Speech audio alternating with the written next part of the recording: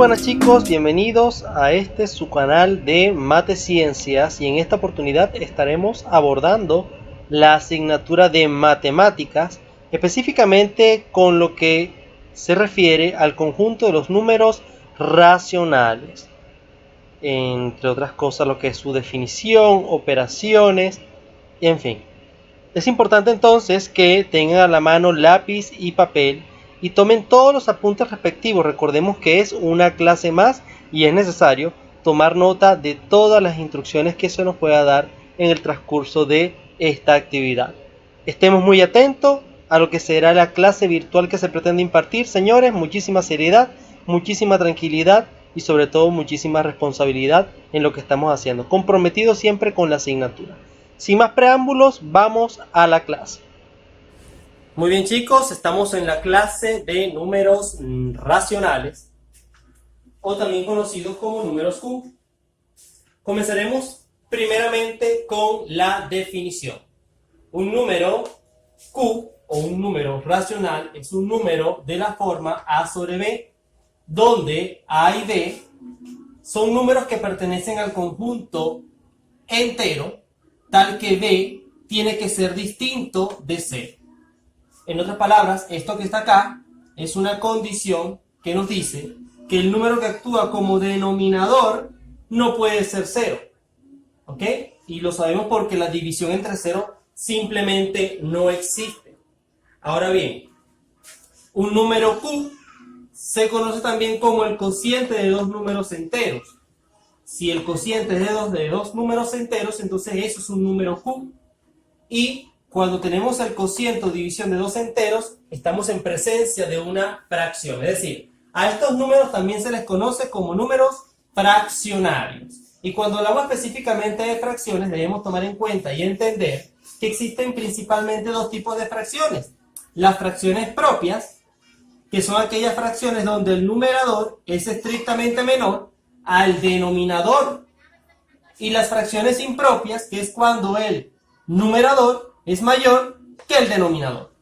En el primer caso citemos a un medio, si se fijan ustedes, el numerador es menor al denominador, por lo tanto es una fracción propia.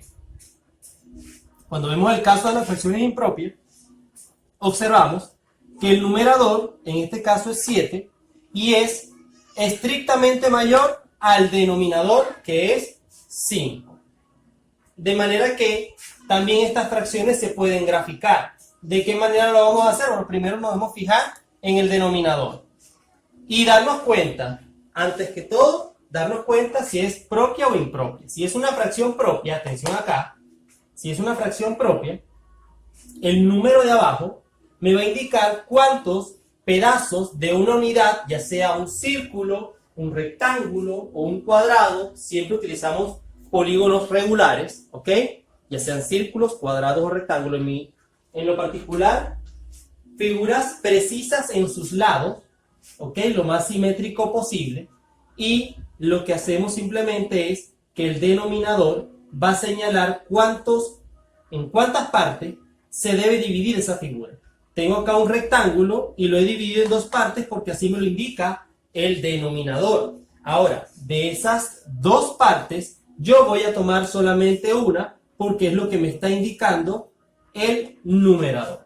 Entonces, para graficar, simplemente copiamos una figura, ya sea círculo, cuadrado o rectángulo. Les indico como sugerencia el rectángulo porque es el más fácil de particionar.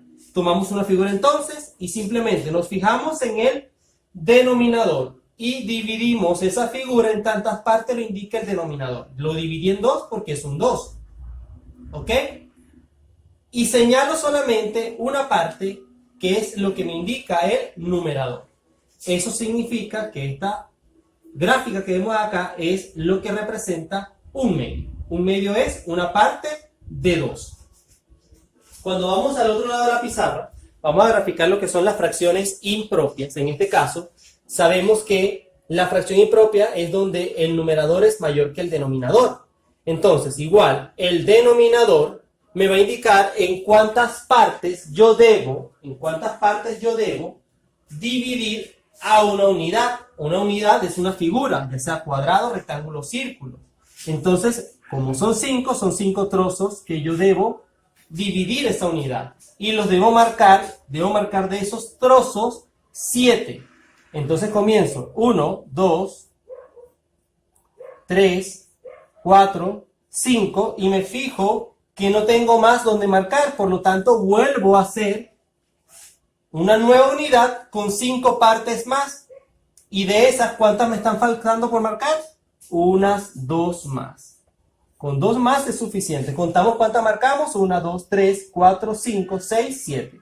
Siempre marcaremos la cantidad que indica arriba. Entonces, si se fijan ustedes, esta es la manera de graficar una fracción impropia. Las fracciones impropias también son fracciones que se pueden conocer como compuestas. ¿Por qué? Porque utilizamos un número entero junto con un número fraccionario. Esto también se puede leer como una parte entera y ¿cuánto? Si leemos esto como si fuera una fracción propia, ¿cómo sería? Esto sería 2 quintos. Entonces esto será una parte, todo esto es una parte entera y 2 quintos. Esa es la manera correcta de poder hacer la gráfica de las fracciones impropias. Vamos a continuar con la clase y en esta oportunidad pasaremos a lo que son las operaciones con fracciones.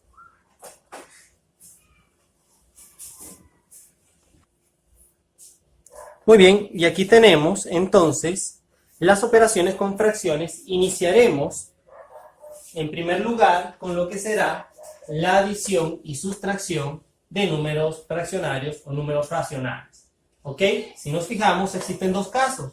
El primer caso es cuando la suma o resta de estos números tienen igual denominador, como es el caso que tenemos acá. Tenemos la fracción 2 tercios menos 4 tercios. Si ustedes observan, tienen el mismo denominador. Entonces, ¿qué hacemos en este caso? Bueno, sencillamente aplicaremos lo que sería esta observación que yo tengo acá. Se copia un solo denominador y se suman o restan sus numeradores, según por supuesto sea el caso, ¿ok?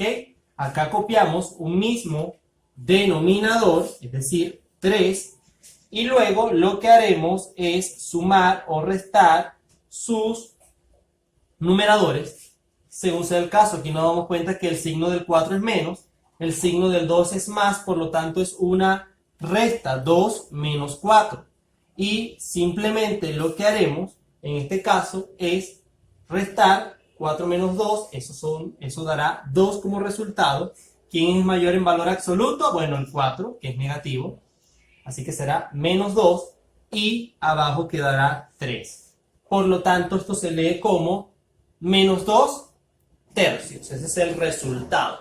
Cuando pasamos a el caso 2, que es cuando tenemos diferentes denominadores, en este caso lo que haremos es aplicar lo que dice acá esta observación. Si se tienen diferentes denominadores, se aplica el producto cruzado o mínimo común múltiplo. Para este caso voy a aplicar el producto cruzado para que observen cómo es el procedimiento. Primero, realizo esta primera operación en diagonal, es decir, la operación de multiplicación, por eso es producto, 4 por 2, y eso dará como resultado 8. Ese es el primer número que escribo en la parte superior, ¿ok? Luego realizo la siguiente operación en diagonal, es decir, el numerador de la segunda fracción con el denominador de la primera. 3 por 1 es 3. ¿Qué signo tenía el 4? Que dio como resultado este 8, positivo. ¿Qué signo tiene el 1? Que será negativo, por lo tanto este es el signo que va en medio. ¿Ok? Copiamos los signos que tienen cada uno de las fracciones según el orden. Aquí nos damos cuenta que es positivo y aquí nos damos cuenta que esta fracción tiene un signo negativo. Ahora sencillamente lo que hacemos es hacer el producto lineal de los dos denominadores. 3 por 2 son 6. Finalmente diremos que si tienen signos iguales se suman y si son diferentes se restan. En este caso son diferentes, se resta y esto dará como consecuencia 5 sextos. 5 porque es el resultado de 8 menos 3 y como el mayor es 8, se coloca el signo positivo. Y 5 sextos será el resultado. Vamos a ver ahora lo que será un ejemplo con el mínimo común múltiplo. Muy bien, tenemos este caso en donde vamos a estar igual sumando, restando fracciones, pero cuando son diferentes denominadores y además estaremos utilizando la herramienta de mínimo común múltiplo. ¿Qué hacer o cómo aplicar? Muy bien, el primer paso es descomponer los denominadores de cada fracción en factores primos. ¿Ok? Descomponer el 5 en factor primo, el 10 en factor primo y el 25 en factor primo. Este es un repaso de primaria. ¿Ok? Para ello debemos conocer los números primos, por lo menos los primeros 4 números primos. 2, 3, 5 y 7. Y que para descomponer cada cifra, cada expresión, debemos tomar en cuenta si es un número par, si es un número impar o si es 5 o 0. Vean ustedes. Cuando el número es un número par o termina en un número par, descomponemos a través del primo que es 2. Cuando el número termina en impar, vamos a descomponer usando el 3 o el 7, alguno de esos dos. Si no nos sirve el 3, utilizamos el 7. Si no nos sirve el 7, utilizamos el 3. Y finalmente, si termina en 0 o en 5, descomponemos entre 5. Ahora bien, si aplicando los 4 números no se puede hallar los distintos divisores de la cifra, decimos que esa cifra es otro número primo. Porque la definición de un número primo es aquel número que solamente es divisible entre 1 y entre sí mismo. Son los únicos números o expresiones que lo pueden dividir. Entonces, en este caso, nos damos cuenta que el 5 es un número primo, por lo tanto, se divide entre sí mismo, o se descompone entre sí mismo. 5 entre 5 toca a 1. Cuando llegamos de este lado a 1, hemos terminado la descomposición. Y tendremos solamente un solo factor primo, que será el 5 a la 1.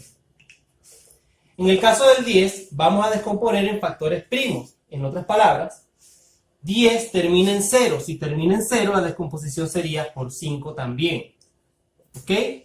¿Qué número multiplico por 5 para que me dé 10? Bueno, sencillamente se debe ser el 2. Y nos damos cuenta que el 2 ahora es otro número primo. Por lo tanto, solamente es divisible entre sí mismo. Y llegamos nuevamente al resultado de 1. ¿Cuáles son la descomposición en factores primos que obtuvimos? 5 a la 1 y 2 a la 1. ¿Ok? Y seguimos con el 25. Descompongamos el 25 en factores primos. Si termina en 5, entonces divisible entre 5. ¿Qué número multiplico por 5 para que me dé 25? 5. 5 por 5 es 25. Ahora me queda este valor. Y si me fijo, este valor es un número primo. Por lo tanto, será 5 otra vez. Resultado es 1. ¿Cuál es la descomposición de esta cifra en factores primos? Bueno, sencillamente 5 elevado a la 2. Ahora, si yo quiero de ello sacar el mínimo común múltiplo, sencillamente lo que debo hacer es ver cuáles son los mayores y diferentes de estos que me dieron acá. Primero, los diferentes que hay aquí, de entre estos, según la base, sería 2 y 5. 2 es un número primo y 5, que es el otro número primo. Son los únicos diferentes que hay. ¿Ok? ¿Quién es el mayor de 2? 2 a la 1, que es el que estoy viendo acá. 2 a la 1. ¿Y quién es el mayor de 5? Bueno, tengo 5 a la 1, 5 a la 1 y 5 a la 2. El mayor de todos debe ser este. 5 a la 2. Entonces, ¿cuál será el mínimo común múltiplo? El producto del desarrollo de estas potencias será entonces 2 a la 1 por 5 a la 2, que sería 5 por 5. En otras palabras, voy a multiplicar. 2 por 5 son 10.